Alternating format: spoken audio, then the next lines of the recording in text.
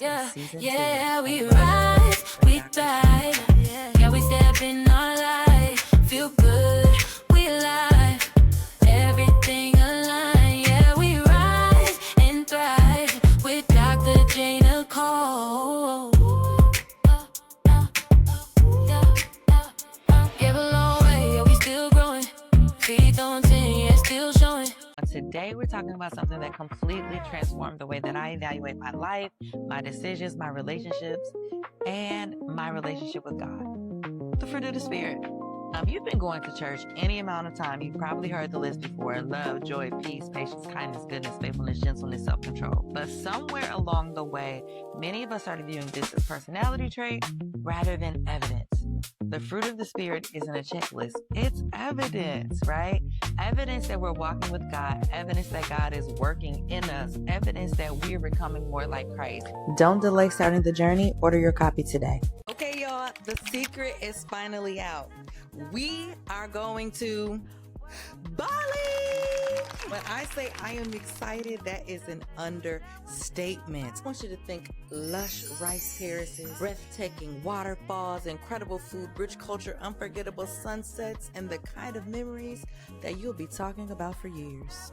We'll be traveling March 27th through April 2nd, 2027. So all you have to do is show up and experience while the planning is handled for you. But here's the part that you really need to know. There are only 8 early bird spots.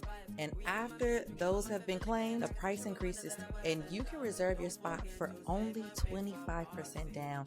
And payment plans are available through Affirm. You've been saying that you want to travel more. Consider this your sermon. Consider this an answered prayer. And come on and come to Bali with me. Let's make some unforgettable memories.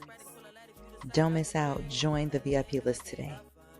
Okay, I'm about to put y'all on. Last December, when I traveled to 4 different countries in Africa, not once was I fumbling with SIM cards or pressed to find Wi-Fi.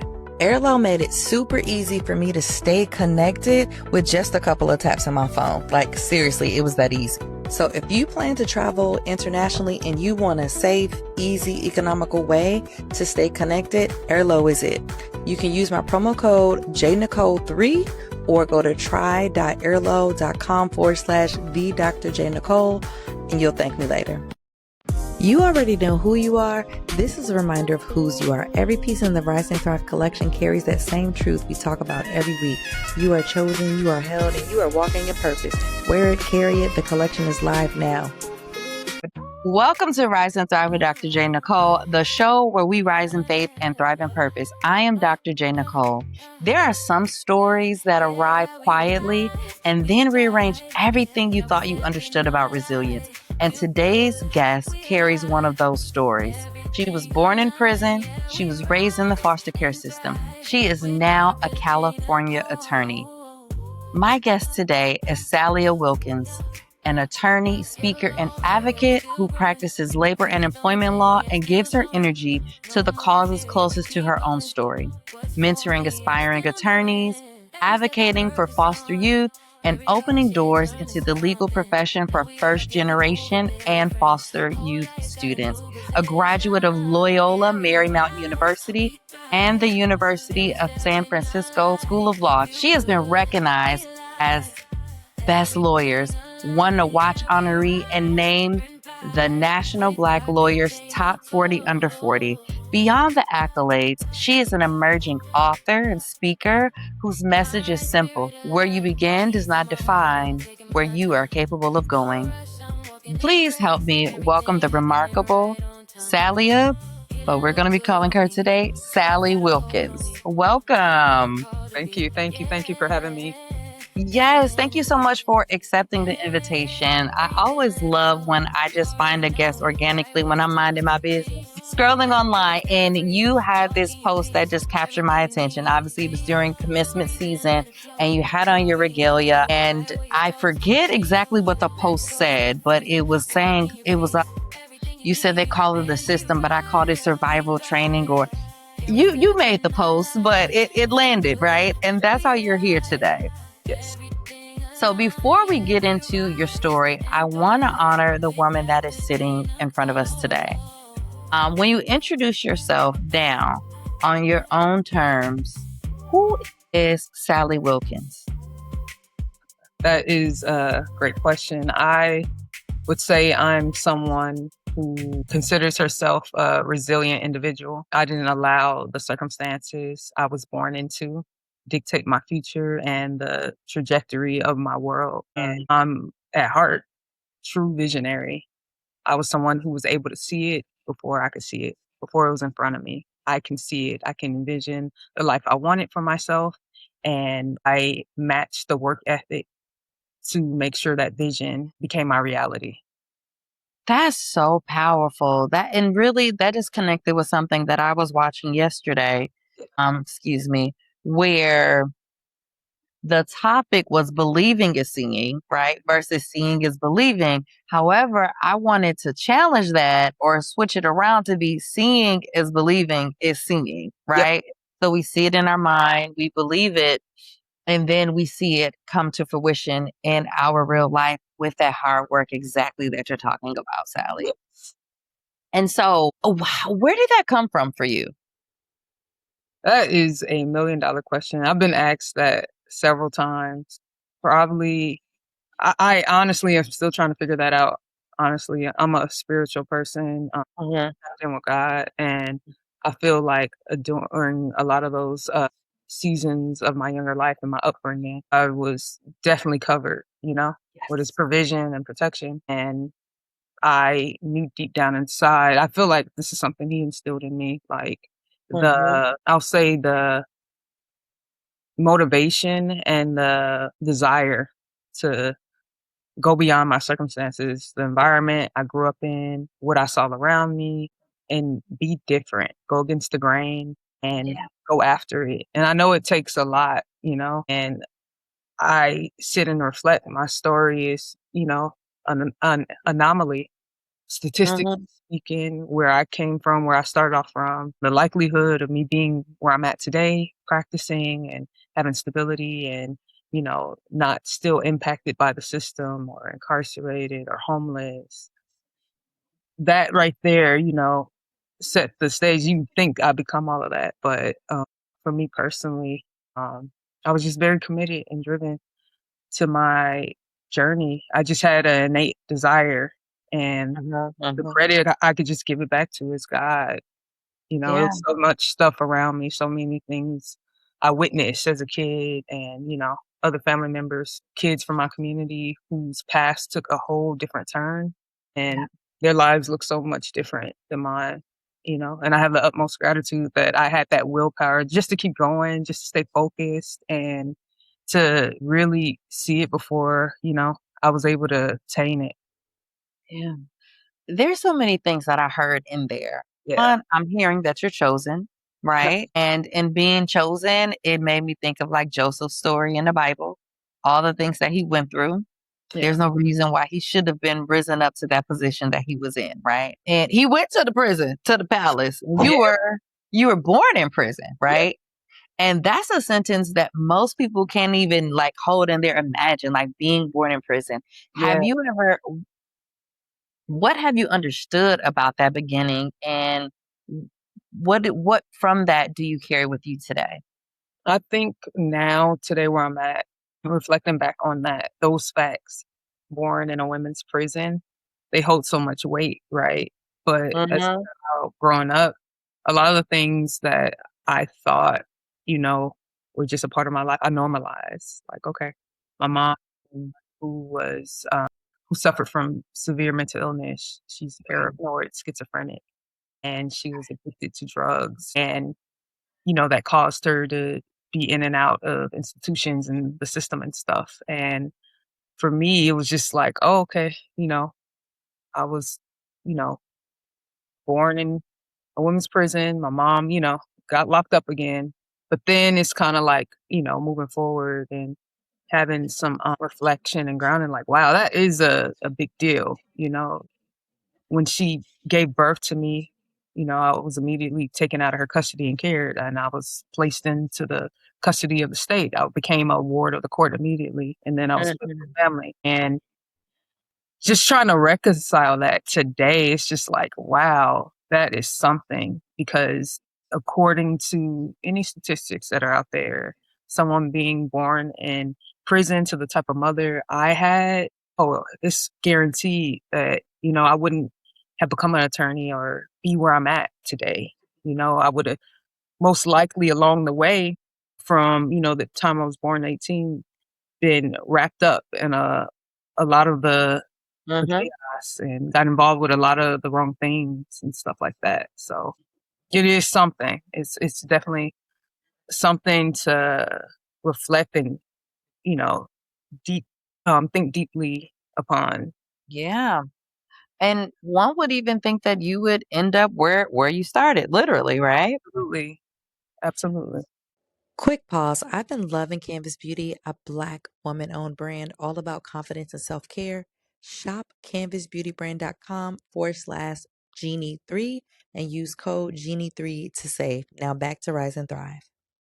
All right, beautiful people. If this episode has already blessed you in any sort of way, we ask that you like, subscribe, follow, share, and leave comments. Feedback helps this message reach the people who need it most. And if you're listening and thinking, I'm ready to go deeper in my healing journey, we invite you to join our school community where we continue these conversations between episodes. And it's an opportunity to connect with like-minded individuals committed to growth, healing, and purpose. Also, do not forget, you can shop the merch and also explore all things Evolve at evolvewithdrjnicole.com. If you love today's look and you're wondering about this hair, you can use my promo code with the link in the description to get 15% off with Eunice hair.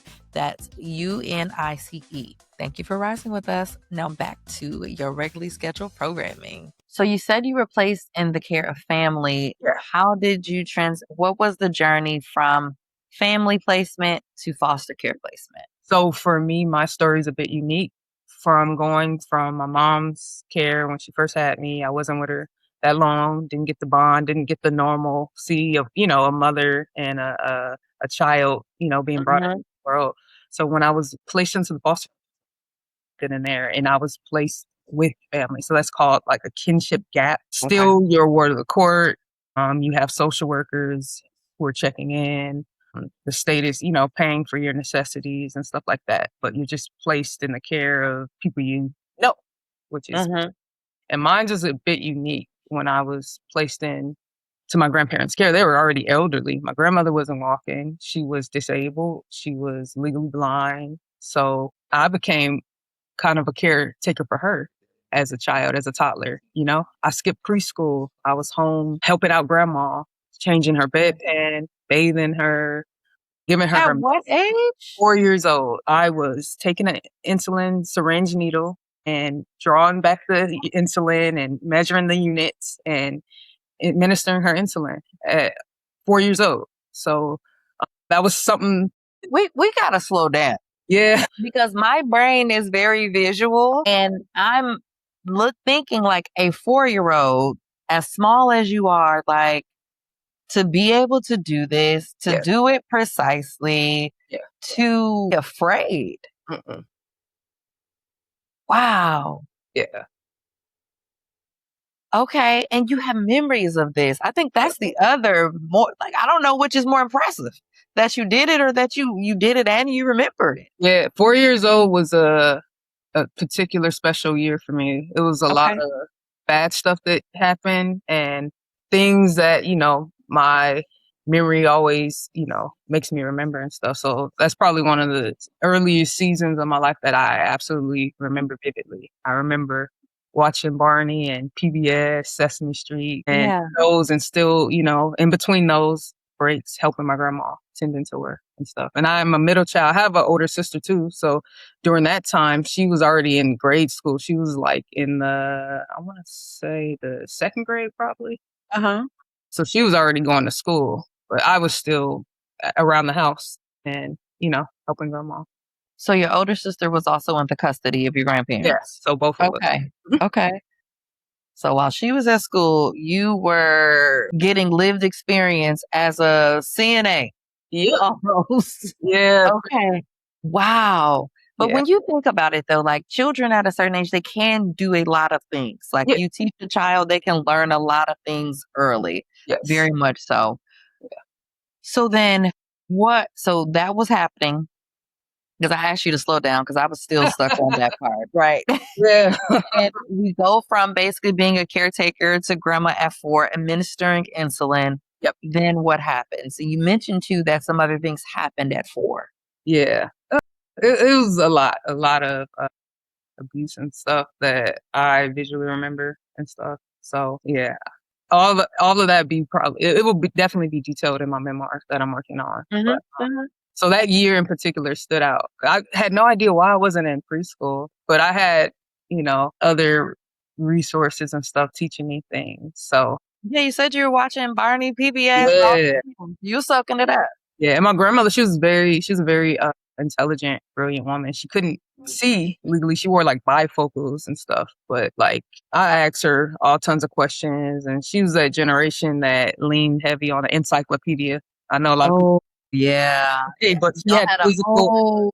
the whole set. Mm-hmm. So I was Okay. always inquisitive and curious as a child. Always, like yearning for knowledge and stuff like that. So I was pretty advanced. So when I did start kindergarten, like I had already started reading and stuff like that. So Wow, God is so good. You did not you didn't go to traditional preschool. God said that's okay. I'm gonna give you better. yep. So I'm with grandparents. My grandfather's around too, but he was not as like hands on as grandma. He was actually a war vet. So he served in the World War II. And by that time I was born in the early 90s. He was pretty much, I know today it's PTSD. Yep. He was someone who dealt with shell shock and stuff, right? And back then we didn't have resources and stuff like therapy. It wasn't those safe spaces back then. So his is pretty much alcohol and stuff. He was good to me. That was my grandfather, but he's the typical old black man who's in his chair, drinking his coffee, smoking his cigarette and stuff. Very hands off.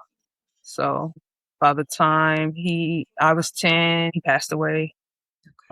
Age 12, grandma passed away. So like 2 years later. So by that time, both grandparents are gone. And before that, when I was 6, I forgot to mention my mom had another child. So she had another kid. So my baby sister, so she was born when I was about 6, and I became a caretaker for her as well.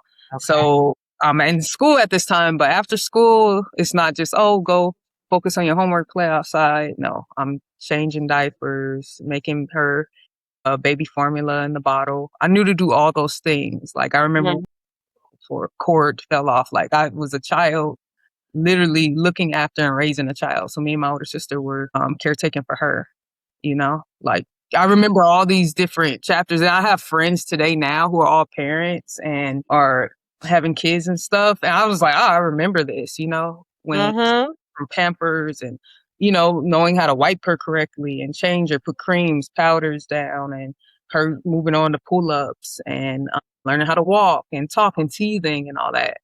That is vivid. I remember that as a kid, having those responsibilities bestowed upon me. So, that was another person as a child I had to care for and look out for. And then at that time, it's not like something, I just felt it was what I was supposed to do, right? Yeah. Like, it's my grandma. I'm supposed to help out and look out for her, right? And this is my baby sister, I'm supposed to look out for her and care for her.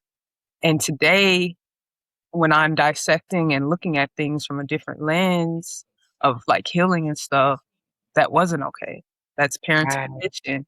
I shouldn't have been pushed into a role of a parent or an adult, right? Taking on responsibilities that adults should be doing, right? Yep. Should have had childhood. I deserve that. And it's just, it's really interesting to reflect and look back on. So I understood adult responsibility very early on. And I think those things right there sort of shaped the way I moved and the discipline I had and just the eagerness for stability and a better life, you know? Yeah. Wow, Sally, like you had lived in a whole adult life by the time you were 12, is Yeah. what it sounds like, and had different responsibilities. And I was thinking you were going to say, like, you're seeing your friends go through this. I was wondering if they were ever like, how did you do this at 6? You know? And I'm struggling at my big age, you Right. know? Yeah. Yeah. So from there, I'm assuming once grandmother passed, that was the mark of you entering into the foster care system? Oh, yeah, we still stayed within with family, but I, like, moved around with other relatives and stuff. But before that happened, we actually stayed at our grandparents' house for over a year by ourselves. And looking back again, that was not okay, that was not right. It always kinda felt off, like, "Why is no one waking me up, telling me it's time to go to school?" Or, you know, "Do you need this?" When you have a household without any type of adult supervision, you feel something, you're impacted by that. So I was in Yeah. 7th grade, waking myself up, taking myself to school, and being proactive about that, dropping my little sister off at kindergarten, and we didn't have that traditional household at that point. Grandparents are gone. We had aunts that came by and checked on us, aunt that, we were supposed to be staying with at that time. I think she had, like, legal guardianship over us, but we were still Okay. physically living in our grandparents' house by ourselves. Yeah. It took someone reporting us, like, someone blew the whistle, and I remember Yeah. on a Saturday, I was coming home from a church play rehearsal. My church that I grew up in, it's like a few blocks down the street from my grandmother's house, and the police, were at the door, and I'm thrown off, and I remember them asking, "Where's your parents at?" And I freak out, and so I, like, run to the back to go get my older sister, who was 16 Mhm. at the time. So we're both minors. How old Yeah, you said she was 15 or she was 16? 15, I was 12. Okay. Okay. Yeah, and my little sister was 5, and my little sister happened to not be there at the time, so that was good because they definitely would've took her. Yeah. So I remember just, like, freezing, like, "Oh my gosh, what do we say?" And knowing that that was happening today, I'm like, "That was not okay. That was very wrong," and a lot of the adults around us felt us. Like, that was unacceptable, right? Yeah. And so they opened up a whole investigation, and I remember, the police officer let my aunt had came over. She didn't stay too far away. My late Mhm. aunt's not here with us anymore, but she came by and they told her like, "Hey, they cannot live here anymore." And then they did like a whole walkthrough of the house. They were like, "This is uninhabitable." It was like, filthy roach infestation, like a environment that children should not have been residing in at all. And for me, I normalized it. That was my grandparents' What house. did you have to compare it to? Nothing. Right. This is what you grew up in, right? Like, and we don't have choices about those things. So, so for an entire year, then the adults in your life, they made sure that there was food in the house, and was there in-home laundry, or were Yeah, washer people and dryer. So, okay? I've been doing that already for years, so I knew how to wash my clothes and stuff and get to school and stuff. But I feel like they felt they filled in the gaps, enough, right? We weren't like, you know, extremely starving and stuff, but Yeah, we're on our own. It was no parents there. And, yeah. in and out, so yeah. And when you really think about that, anyone that paid enough attention or knew enough about the neighborhood and your family, and who knew I'm just Big Mama and your granddaddy, you know what I mean? Yeah. Like, they could have easily targeted you all. Oh, 100%. 100%.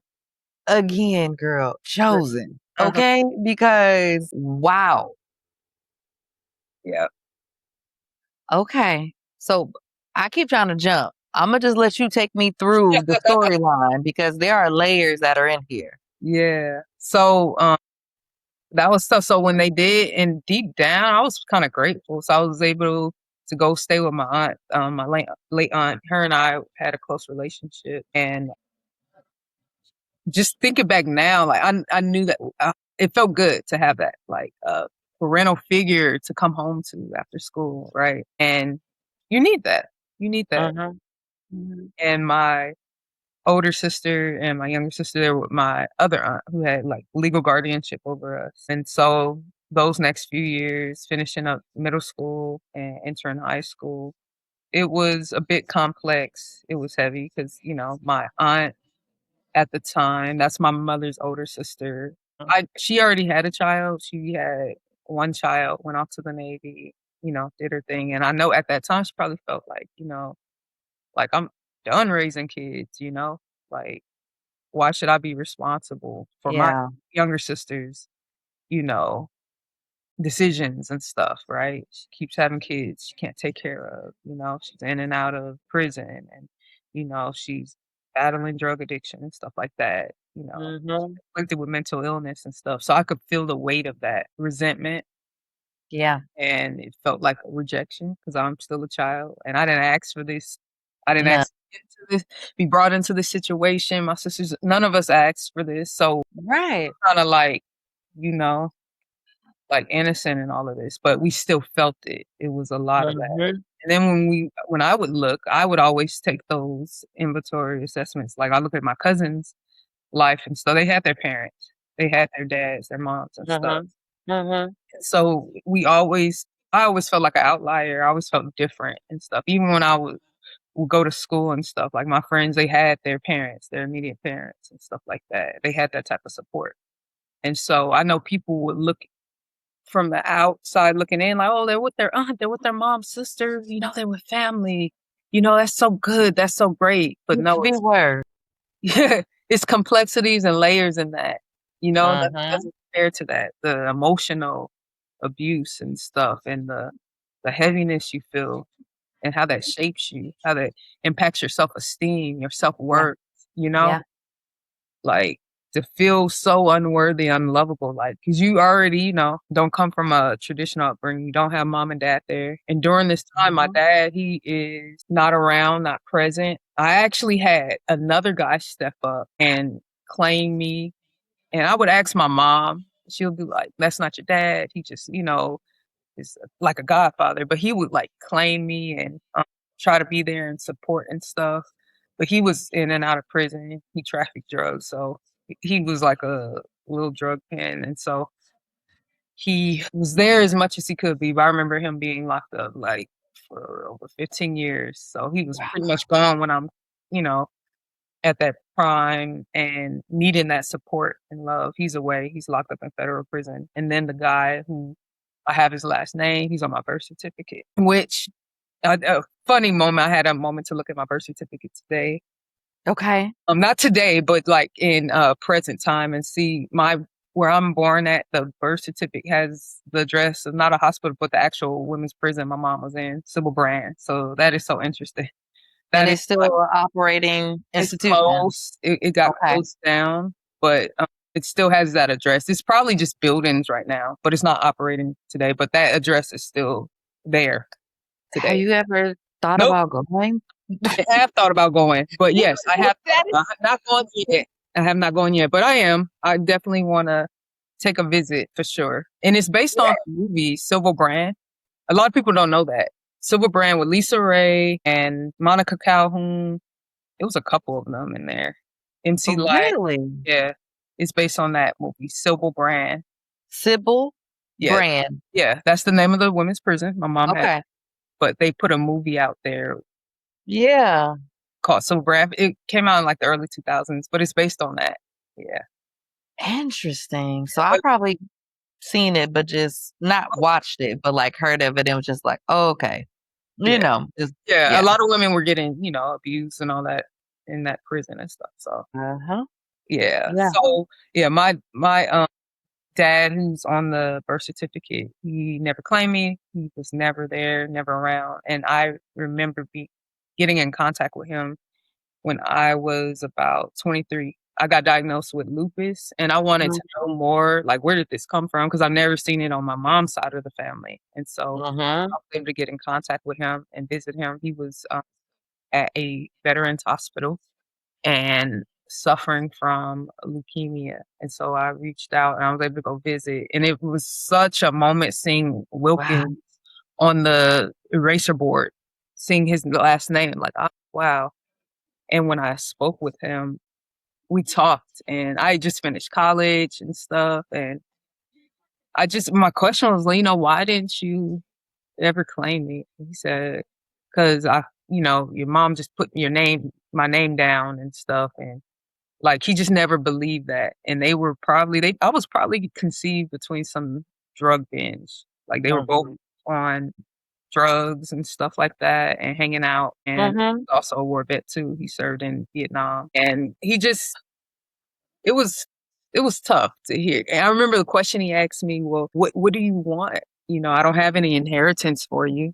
And so to hear that made me feel like, I was just like, wow, I just really just wanted to know. One, lay eyes on him. So he would have walked past me on the street, I would not have known who he is, right?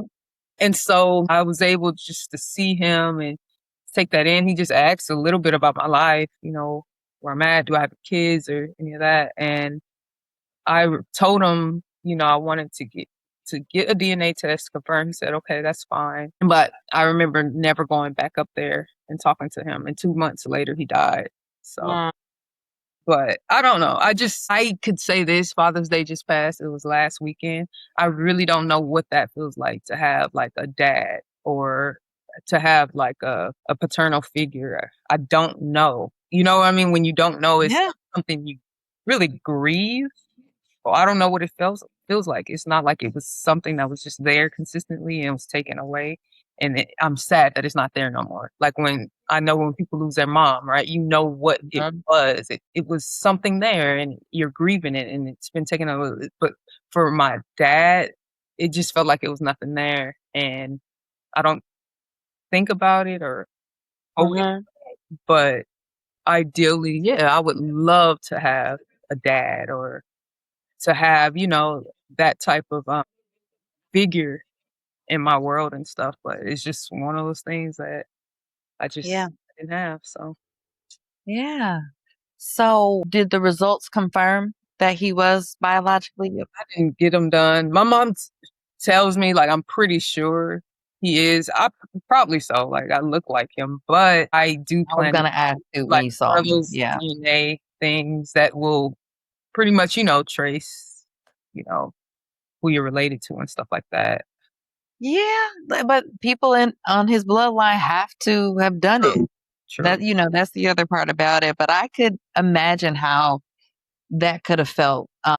There's a lot in our stories that resonate, but in different ways. Yeah. So I'm like, dang, interesting. We're gonna have to talk some more. Yeah. But just, that confirmation. But like when you were in front of him, Mhm. was there anything like, okay, yeah, this is him? Yeah, maybe the eyes, Okay. the smile. Probably, I have probably one picture of him. He was darker skinned. My mom is like very fair skin, light skin, green eyes, brown hair, and so I could see it. I could see like, Okay. okay, I got it. Okay. But, yeah.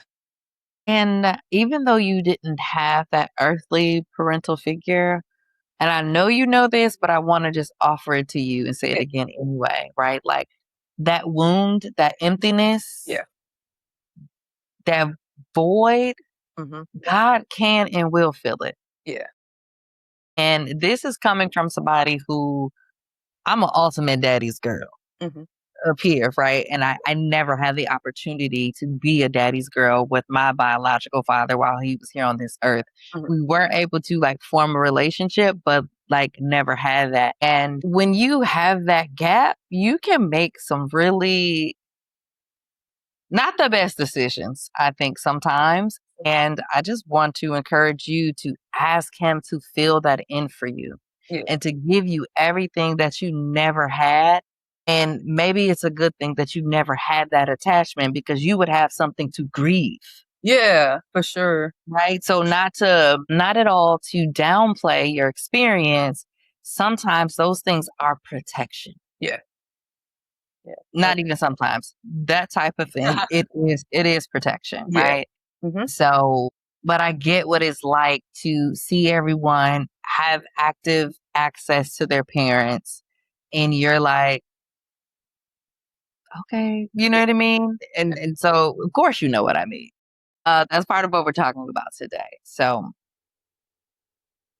that's yeah. Yeah. I can't wait for you to finish this memoir and for Yeah. it to become an actual film, like Yeah. whether it's on the big screen or if it's on a TV network. Yeah.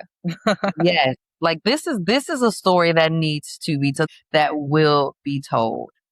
So, okay. The transition to the foster care system. Are we ready for that yet? Yeah. So during my high school years, um, I'm with my other aunt who has the guardianship over us, and it's under like the foster care system. So my aunt that I had another aunt that I was staying with, she ended up passing away, and it was pretty tough. Like I said, like yeah, you see people with family and all that, but there's so many other complexities to that, and so a Mhm. lot of time I felt a lot of the rejection, the resentment, and the heaviness, and so I had to like maneuver.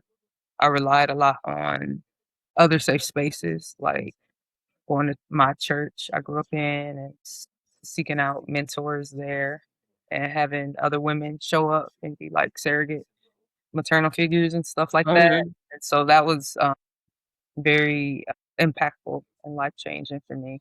And during this whole time, this is in California. They do a thing where if you don't have family to step up, you're put with strangers still in the foster care system. And so, Mhm. since my grandmother opted to continue to take me and my sisters in, we just kind of kept it within the family and stuff. And we had a social worker. And stuff Mhm. like that. And so I emancipated when I turned 18, Okay. never adopted or anything like that. And I just knew I was already gearing up. Like high school, I was super focused, super grounded and focused. And I knew like, I have to go to college. Um, Exposure is so critical and key. Like I had exposure Mhm. to see life outside of this environment, doing some college campus tours and stuff. I just knew Okay. something on the other side. And again, I told you I was like a visionary. Like I could see my life outside of this. And Mm. I wanted more. I knew I desired more. And that was my focus. Like that whole time during my high school years, I was being methodical and strategizing, super focused, performed great academically. And I got into about maybe like 10 to 11 schools and stuff. And so that was Wow. yeah, so yeah, college was definitely like the next thing for me. And I knew, you know, I had to start somewhere. So I knew for me, I knew I wanted to be an advocate because my first experience in a courtroom was at a young age. I was 12 and Mm. my mom, we were in court for her. She had an episode, probably wasn't on her medication or she was self-medicating or whatever. Got into it with my older sister. My older sister was about maybe like 14, 15 at the time, and she stabbed her. And so we had to go to court because something like that happened. Who stabbed who? My mom stabbed my sister. How did she have oh, this happened outside of court. I was like, how did this happen in Well, we were court? at my grandma's house. Wow. Remember, I told you we were there by ourselves, and my mom Yeah. was out roaming around. So she was Got it. over too. So that happened. They opened up a whole investigation and stuff. But being in court that day, seeing her in her jumpsuit and handcuffed and having this old white dude with a black robe on making all these decisions and stuff, Mhm. Mhm. it made me very curious. Like, oh my gosh, like, you know, what does he do and how does he do it? And I just became very intrigued with the law pretty early. And the way I came into contact with the system was, Yeah. for any type of good thing. It was not like I was doing a field trip, it was my real life experience, Mhm. you know, going across his docket. So I just knew I was somebody that was a proponent for justice and stuff. So I knew law school was in mind. So went to college. That was pretty much what I was focused on, becoming an attorney. And it was an uphill battle. It was so many like barriers and things that happened in between on the way. Because after college, I was ready. Like, oh man, I'm going to law school. And all I was thinking about was stability. I just wanted my Yeah. own home. I wanted to be able to take care and provide for myself and look out for my little sister. Mhm. And those are the things I thought about and desired in my teenage years, late teenage years, early 20s and stuff. That's all I thought about was stability. I just wanted stability. And it just is a feeling when you didn't have much growing up or didn't, or, you grew up in poverty and you just wanted to have your own and you wanted to be able to provide it for yourself, and not have to rely on the people who, mistreated you or made you feel bad for being in need in the first place and stuff. So all those things stuck with me. So I was just very determined to have my own and to have stability. And that's what got me through. That's what kept me focused. That's what kept me pressing forward and stuff.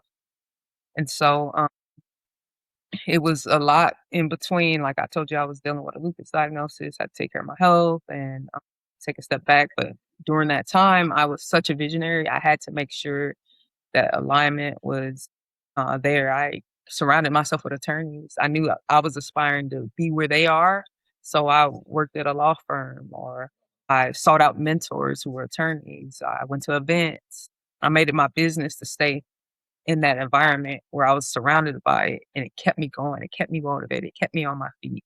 It kept me pressing forward, when it was time to apply and stuff. And during that time, I even had the opportunity to intern for our former VP, Kamala Harris, when she was Mhm. finishing up her attorney general seat and moving into her Senate seat and stuff. So I did some like policy work for her that focused on foster youth and stuff and legislative bills. And I was grateful for that opportunity. And so I saw that delay with me being able to just kind of take a pause and not go straight to law school and really gaining some real life experience and Mhm. doing meaningful work and stuff. So when it was time to go finally, a few years later, I was able to start law school. I was focused. I knew my why and Okay. nothing else could get in my way. And Yeah. I'm almost there, but it was mentors and people who loved on me and poured into me and understood how difficult it was to maneuver through all these barriers from the time I'm born Yeah. to me, pursuing my law degree.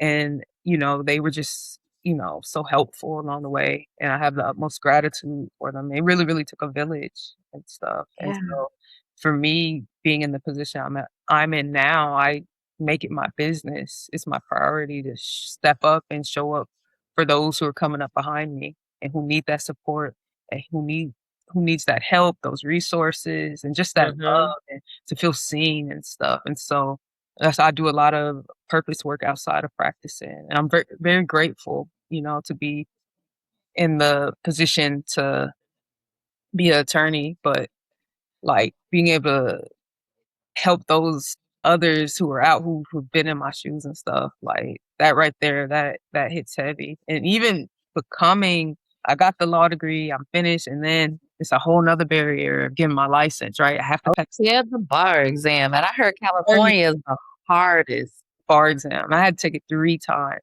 and it was Uh-huh. during that time, I'm focused on the bar exam, but it's a lot of other stuff going on in my world. I couldn't just simply just solely focus on the exam and not think about the other stuff. And I had that issue in law school. My therapist at the time would always tell me, you have to find balance. You have to help yourself before you can help Mhm. somebody else. Mhm. Your sister at the time, unfortunately, she was diagnosed with mental illness as well, like my mother, when after she went off to college and stuff, And and okay. it's Is been your it's older or younger my younger sister? sister, the one I helped Okay. raise, yeah, so it was very difficult because one is like this new illness it takes over, you're dealing with a whole different person, and I had to Mhm. grieve the little sister I once knew and Mm. baby sister that I raised and Yeah. looked after and I was close with, and helping her to maneuver through this illness. It was tough. It was something that we all had to accept and adjust and adapt to. Like she was really going through it and, not really compliant with the meds. So it made it difficult for her to be in her right mind and stuff. And Yeah. during that time, studying for the bar exam, she goes missing. I'm looking for her. like searching the streets, hanging up missing Mhm. flyers. It's around Thanksgiving too, and I remember getting my results. I just failed the bar exam for the first Mm. time, and so I have to pick up every ounce of strength and resilience that's left into me because I already feel like defeated. Like I just knew God, hey, I'm supposed to pass this bar exam this first time, and then boom, stability. I could be able to work and take care of myself and, Yeah. everything my heart desires and be able to really help my sister and advocate for her. It doesn't happen like that. Mm. I failed and I had to still muster up enough strength to keep going and see the vision and keep studying and pick those Mm. books up and tap back into it and get in study mode while looking for her. Like she went missing right before Thanksgiving and I didn't know where she was. I'm checking jails, hospitals, the Mhm. morgue. I'm looking Mhm. at them to describe Jane Doe's because I hadn't seen her in like Yep. 4 weeks and I don't know where she is. And so it was the worst feeling I've ever, ever, ever experienced in my life. And I don't wish that upon anyone. It is just a heaviness to not know, to be in the unknown. It's just like, oh my gosh, and think the worst things. I'm not sleeping, I'm not eating, holidays have surfaced. I have no happy place. I didn't pass this exam. And Yep. so I am just trying to be, and all this is going on at the same time. And I remember the day after Thanksgiving, I get a call. I have posted flyers up all around the city for her. And it's crazy. I filed police reports, missing person reports. So I remember getting a call. She calls me, "Hey, Leah, did you make any mac and cheese for Thanksgiving? Can I get some?" I'm just because I asked God, I said a prayer the day before I Yeah. called, like, I don't understand this. And, you're sovereign. You understand everything, right? Yes. I'm limited, but you're not. And so I just asked him, can you please dispatch your angels to this earth? Yes. Do something. I need something. I don't know what, but I need something. And then I was like, because I wasn't eat. I was really becoming. I was not feeling good physically. I was like, oh my gosh, because I couldn't sleep and eat. That's all I thought about, and I felt bad because I couldn't save her, and I felt guilty and all this. And when I got that call from her, I said, I'm not even upset. I don't care. When she asked for mac and cheese, I'm putting out flyers all over and searching for you in homeless encampments and places I didn't even know exist. Like Yeah. I didn't know exist. And I'm saying the homeless people and the transients and the less fortunate saying, yo, go find your baby, find your sister. She don't need to be Mm. out here.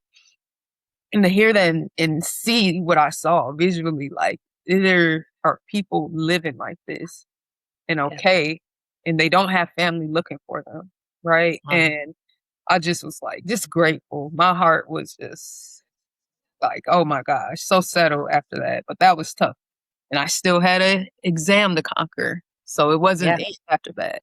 And so I had to learn that balance and learn how to still be able to make sure she's okay and good and alive and okay while I focus in on this difficult exam that I knew would open up doors, right? And Mhm. do that and compartmentalize and do it all at the same time. It was a very difficult season. And Yeah. yeah, I remember once I passed the third time, I was just able, once I had Esquire behind my name, like the courts, the systems I was fighting for, because I was trying to get a conservatorship over her. And they were Mhm. fighting me. And it's so difficult to get that done. You're taking away someone's rights, but she just wasn't in the position to be, taking care of herself. She was gravely disabled at that point. And so I think once a judge saw that, I was like, wait, you're her sister. Of course, we'll make this happen. So it took a lot. It was a uphill battle to get her the help. But I'm just so grateful that it happened. But, going from being born in a women's prison to today, it was so much stuff in between. And I'm just a proponent and for just pouring back into that next generation and allowing them to see what resilience in the flesh looks like, you know, and always sharing my story and being Yes. vulnerable. And, it might really help and touch and land with someone, right? And just, knowing like your circumstances, like I've been through hell, and I just had an innate determination just to keep going, Mm-hmm. going. Mm-hmm. So there's someone dependent on me and needs to hear this story. So yeah, Sally, do you understand who you are? I'm learning. I'm learning. When you are talking to God, ask Him to allow you to see yourself the way that He sees you Yeah, and the reason for which He created you. yeah, Because, Sally, the confirmation I feel in my spirit about you, ma'am, it's the reason why the enemy has been on your bloodline. Mm. There is a reason, and I don't know how far back mental illness goes in your family or Yeah, if it just starts with your mom, yeah, but it still hits your generation. yeah.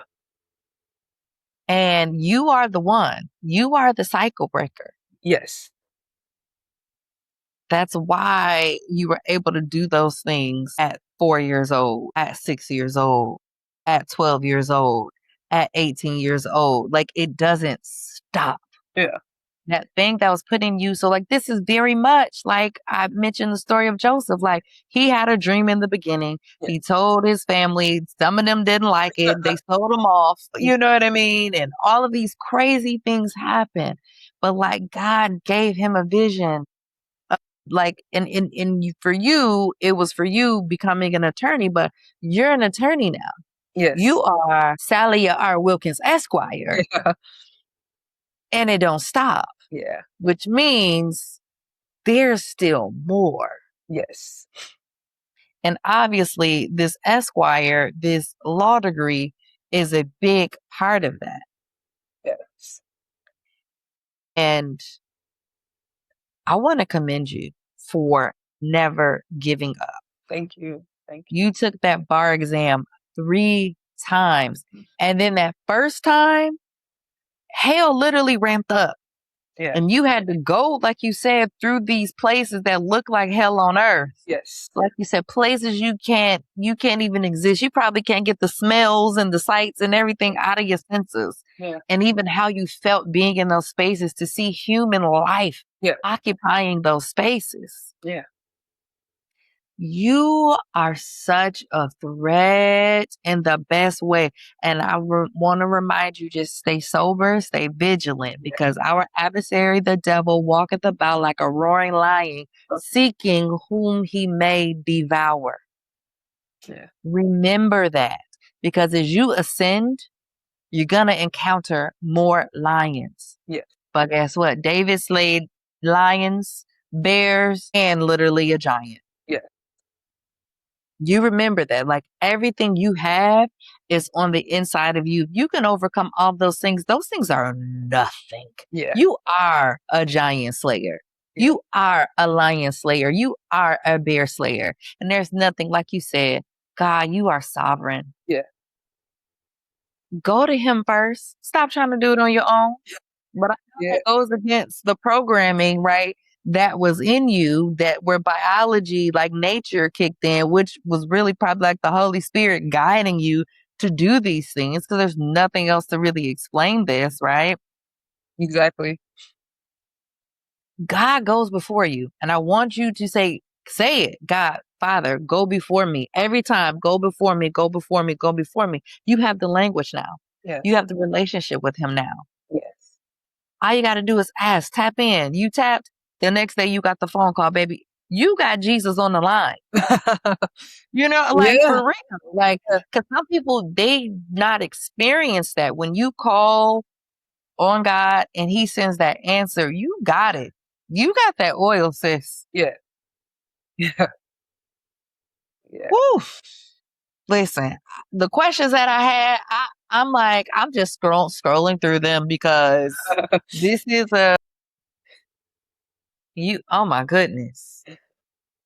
Wow. So I do want to talk to you about, because I asked you that question, like, do you have any idea of who you are? You had a sense, right? Like you had a position, Yeah, but that's not who you are, right? yeah, And even that, your identity was attacked from the beginning, but from the beginning, just by virtue of you being born in a prison. Yeah. So, like, how did you separate yourself from that, then what you were living through and like all the things that you overcame? Like, how? So I gosh, that's a great question. I haven't even thought about that, how I separate. I just feel like I'm me. I'm Mm, deserving, right? mm. A number. I'm not this case, right? Yep. I'm not any Yep. of All of those are attacks on your identity. Yes. yeah, I am a being. I was created, you know, to serve out purpose. That's why Mm, you know what I'm saying? I always mm. kind of reconcile or make sense of I feel like you are in this earth realm as long as you have purpose here, purpose to do. That's right. And I didn't even share this. When I was about 7 years old, I was in the second grade. Grandma is in the hospital, and granddad is home with me and my sisters. Hmm. And my little sister was just born. She was probably a few months old. And I remember granddad is very hands off. So I remember going to the ice cream truck. I had 50 cents, I had 2 quarters, and I was about to go get me some ice cream. And I go get it. And on my way of coming back, I got hit by a van and I flew up in the air and I landed on my face. Didn't land on my head. I probably wouldn't be here if I did. And I broke my leg, my left leg. And Oh my I goodness. remember being kind of semi conscious. And for some reason, I heard the sirens. It felt like it took forever for them to get there. And I remember being taken to the children's hospital and being put on like morphine. And I was really like messed up, bruised up, unrecognizable. And I remember the doctor who worked on me giving me this stuffed animal, a little monkey. And I named her Kiki when I was there. I was 7. And she Yeah. has, if I were to show you it, she looks how I look. It was a bandage on her head, an IV in the arm, and a cast on the leg. That's what I look like. And I got a feeling about I don't like that he gave you no, a no, little black it girl. was such But a, it was like I a get stuffed, it, it was a but stuffed animal. I still feel the way though. I get it today. I get it. I get it. I get it. But it was my, I Yeah. still have her today. I still have her. Yeah, and I get it. And I look at her like, dang, that's crazy. And I felt like that should have been it. I should have been gone, taken out. But I was in the hospital for like 2 months and I was able to come home. Heal up. I had a cast, I had a little walker, and I was homeschooled a little bit because of the school district. They had somebody come out and that right there should have took me out. But I was like, oh gosh, I still have purpose here in this world, on this earth. And that's how I humanize myself and my Mm, story outside of my story and what I was yeah. born into. And that allowed me to envision so much more for who I am, who I'll become, what I'll do with the gifts I have, and how I will make an impact in this world. And that right there, I looked at myself through more so humanized lens, and I didn't see myself the way a system saw me. System Yeah. thought I should have stopped then, or I should have definitely been counted out then, right? But I kept going. I felt something more. I felt something guiding and, you know, keeping me focused, keeping me in the ring, keeping me on my journey and stuff. And so, yeah, I'm able to be here today and attest to all that, all the things that I've endured and seen and witnessed. So, Wow, Sally. This is not the last time we're about to talk. Yeah. So you use that word system, right? And that's not just you, right? But they call it a system, but you've reframed it and called it survival training. yeah. Walk us through what that distinction means to you and when you realized that you were being trained for something higher, something greater, something beyond what you were living through. For sure. Like survival training, like I felt like every birthday I had, everything, every milestone I reached and accomplished, I always felt it was a piece of the journey to keep going and come on something greater. And that's how I saw it. I just felt like when I was given all these adult responsibilities as a toddler coming up, um, not only normalizing, but being able to rise to the occasion to do it, carry out the responsibilities. And that's how Yep. I saw every chapter of my world. And like most things, a lot of adolescents would complain about or not have the skill set. It was kind of like, oh, well, let me add that on. I'll figure it out. I'll be a problem solver and, Mm, be able to maneuver, get it through, or this won't last always, or it's a trial that obviously came into my world to sharpen me or make me more resilient and stronger. Let me keep pushing. And so everything that was mhm. thrown at me, I never became complacent in it, or I never let it become my identity, or I never became stagnant. Like, what do I do with that? Okay, cool. How is this useful? How is it shaping and forming me? And I always had that type of mentality and recognized that early on. So I was just surviving and thriving through. And I always knew it was something at the end. It was a goal I was trying to reach. So yeah, the system definitely impacted me, right? But at the Mhm. same time, it gave me the resilience that I have today. And I know a lot of youth coming up who have been impacted by the system or, been in foster care or juvenile hall. A lot of them can't really maneuver and find that light at the end or find their why or find some sort of hope or prosperity, right? I Yeah. have a cousin who had similar circumstances to me. Mom, in and out of the system, addicted to drugs and stuff like that. He was in foster care too, family with other family. And we're all in the same family. Like so I said, just because you're with family doesn't mean it's the solution or the answer. And his Mhm. life today looks so much different from mine, in and out of jail, gang affiliated, and so broken and hurt. And I Mhm. get it. I understand why he made a lot of decisions he made and why he is who he is today. And I don't fault him. Yeah. And, the system really impacted and shaped a lot of his trajectory and his journey and who he is and stuff. And, we just responded differently. I could have Mhm. been that too, but, I'm so grateful to just have the willingness to continue to work hard and to want something better and not just come to what's around me. And it's Yeah. so easy to do that. It's probably easier to do that than do what I do. It is and it's not, right? Like, it's Right. easier to fall into it, but And it once you're in it, it's completely different, yeah, right? Like, because it costs to hope. It sure. costs to go the narrow path, but it costs even more.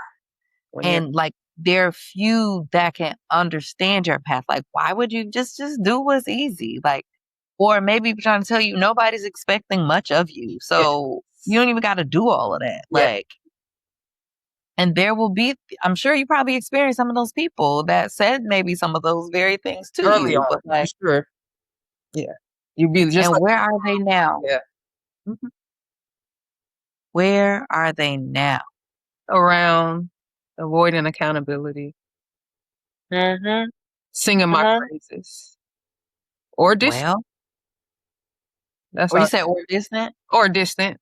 You can't Yeah. come around because of Yeah. avoidance of accountability, but, Yeah. Or they're not supposed to be around. or they're not supposed to be around. Yep. They're not supposed to be around, or they know that they can't come around. But that also gives you some insight into who probably sent them to plant the seed Yeah. Very true. at that time anyway, right? Yeah.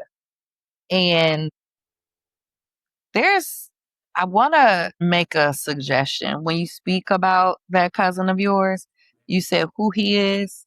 That's also an identity thing. It's how he is. Same letters. We just got to switch them around. How he is. That's just how he is, because at any point he can make a change and turn away from sin and let God breathe a new life into him and give him a new heart, give him a completely different everything. Yeah. It's never too late. Yeah. I agree. That's not who he is. Those are the things they want us to believe so that we can stay trapped. Yep. Exactly. And he doesn't have to. And at any point, God can turn it around. He just has to want it. He got to believe it and just do what God will tell him to do, because God will do it. Listen, we serve a mighty God, and he will change some people, some things. I agree. Unrecognizable. Unrecognizable. I agree. Yes. So was there, it sounds like you had any, but if you had to name one specific adult or mentor or even a moment that changed your trajectory, who or what deserves credit out loud? I am so grateful to have had like all the mentors I had, and I'll say like one in particular. I met her at my church growing up when I was a teenager. This was probably like one of the first attorneys I met in my world, and that's what made me definitely believe, and it confirmed for me it's so attainable. Yeah. To do it as well would be Amber. She advocated for me. She sat in my living room and spoke to my aunt and told her I needed to go to a better high school, use her address to make that happen. And so to have somebody that sees you and sees that potential in you early on and knows like, okay, I see where this is going and is willing to advocate and stand up, like I have the utmost gratitude for her, and exposure is everything. So even having Yep. accessibility to someone of her stature at a young age, that meant a lot for sure. And then I have my other mentor. She's also an attorney as well. Met her growing up as well. And she's moved mountains for me, really looked out and loved on me and allowed me to stay with her when I was studying for the bar exam. And anytime I needed something or needed to tap in, and she came from also just having some lived experience with not having her biological parents there anymore because they passed away before she turned 18, and knowing what that felt like, just the, need to have, community and to have people, right? And, Yeah. not having access to that in a traditional sense and stuff. So she's definitely looked out, and that's Celeste. My heart is always grateful for those two for sure. And it's been other people too that have helped me out along the way and who mentored and been supportive and encouraged me and seen me along the way. But yeah, my village, like shout out to them. Like they definitely showed up and showed out. And I honestly, wouldn't be where I'm at if I didn't have that type of love and support. And it's definitely my desire to keep paying it forward and be that, for the next generation. So Yes. Thank you. So for some reason, your camera is frozen. is it still Can you just like stop? But your audio's coming in clear. Try turning off your camera and turning it back on. yeah. Still frozen? No, now it hasn't come back in. The camera hasn't come back in. Yep. Hold on. Nope. I'm just seeing a S. Oh my. Nope, not today, Satan. We're not doing that. Come on, camera. Come on back on. Try it again. Yep. Because if you click that, it should just pop right back on. Any luck? Not yet.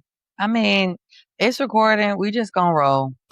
We gonna capture all of this. I'll figure it out later if that's the case, because I got a couple more questions for you. And I saw on LinkedIn. Hey, Soror. Hey, what? Hey, Sora. Okay. Because I was like, something told me to go look at your LinkedIn, because I would have never knew that you was before. That is hilarious.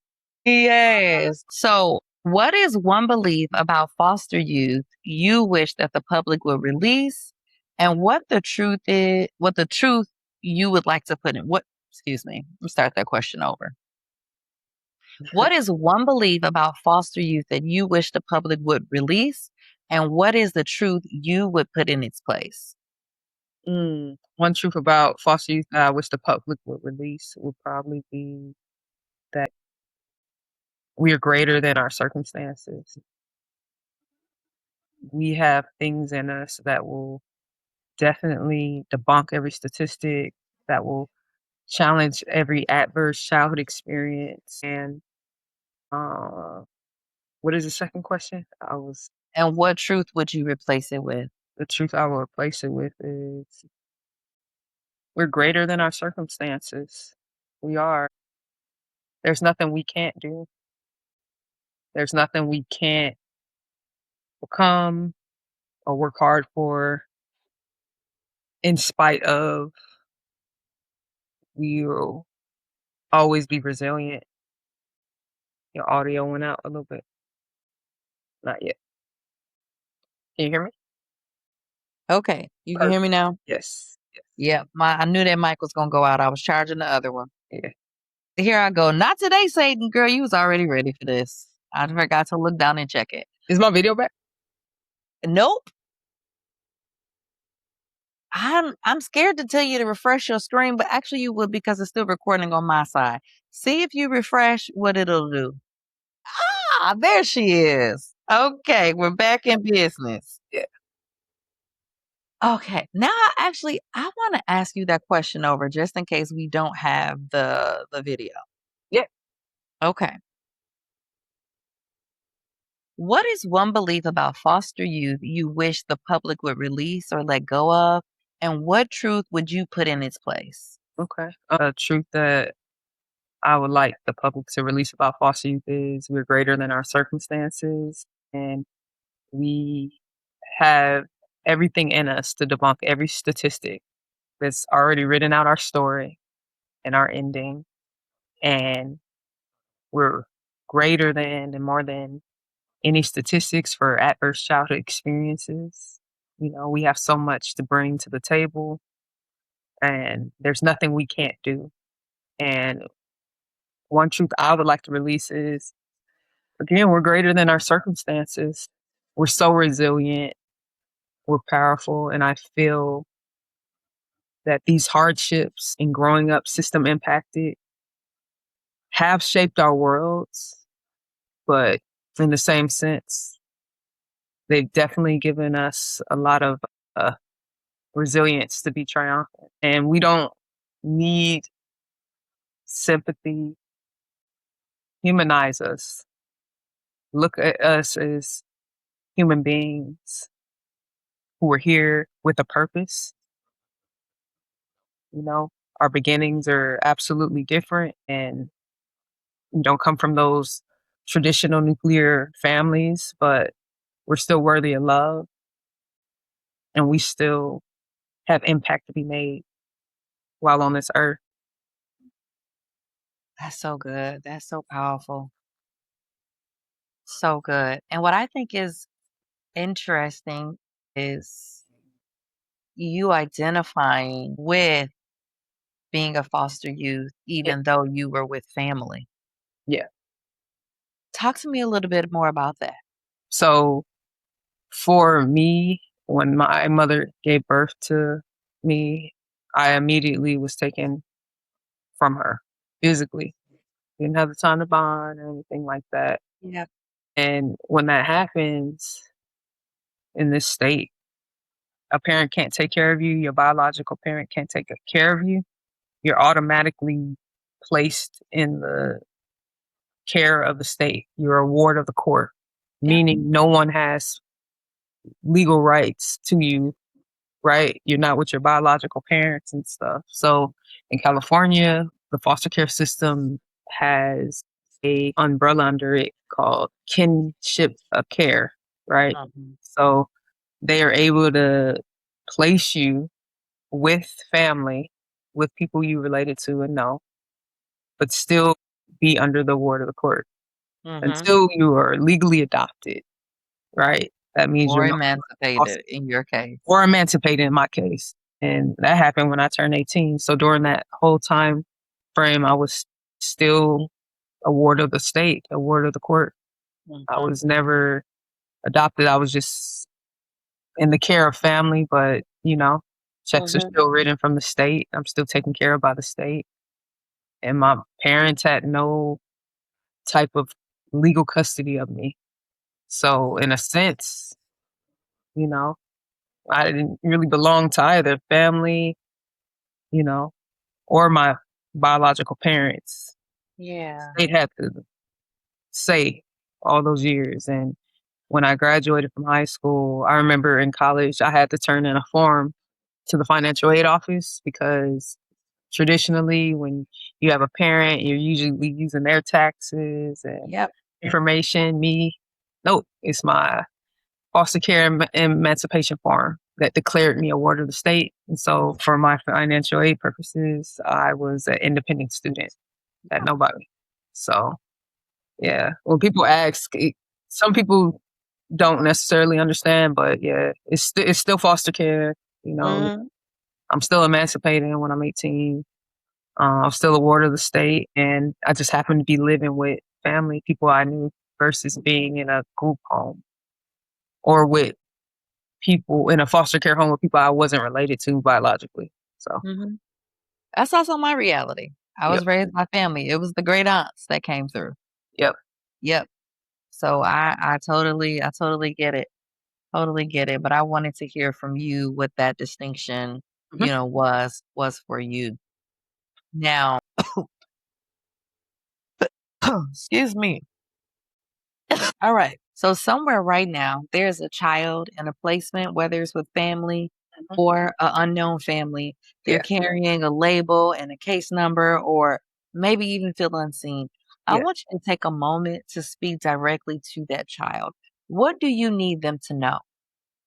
Um, I need them to know that it's okay. You didn't ask to be placed into these circumstances and this situation, but you are still deserving of love, of care, and to be seen. And I know what it feels like to not have those things, but I want you to remain steadfast and keep going and understand that these beginnings are just shaping your future and they don't dictate what your outcome will be.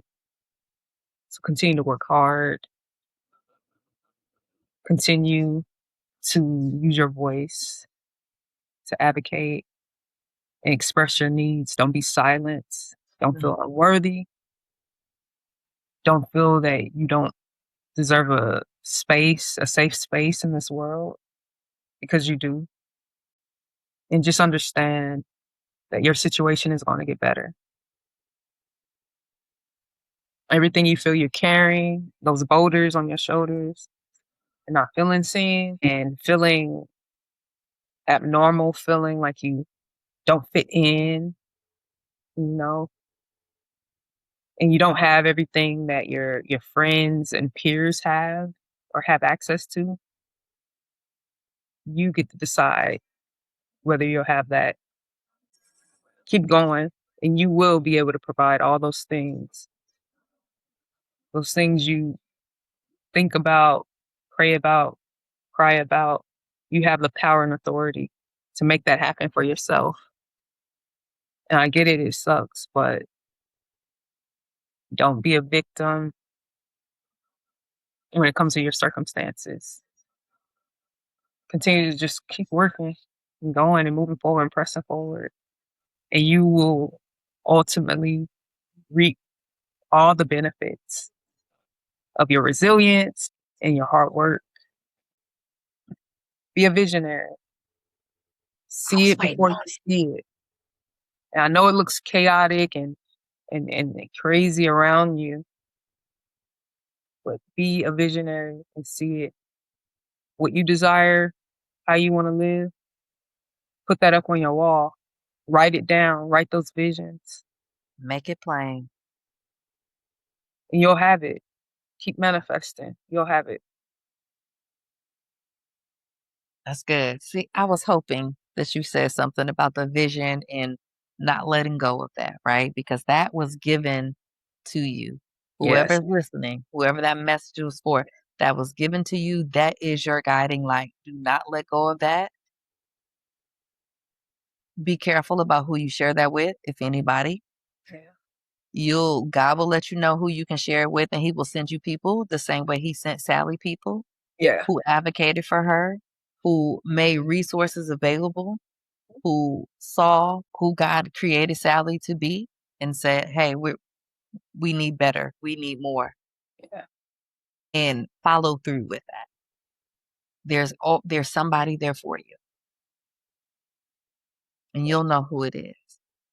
Okay, Sally. So we close with a signature question. Yes. If you could leave the audience with one powerful truth to help them rise and thrive, what would it be? A powerful truth to help them rise and thrive. I'll say this. Our identities are never tied to the bad circumstances or the things that happen to us. We always have the ability to make a choice to do better and create better. And ultimately, it becomes our responsibility. We can't control the things that people do to us or subject us to, but it is our responsibility to heal and be better.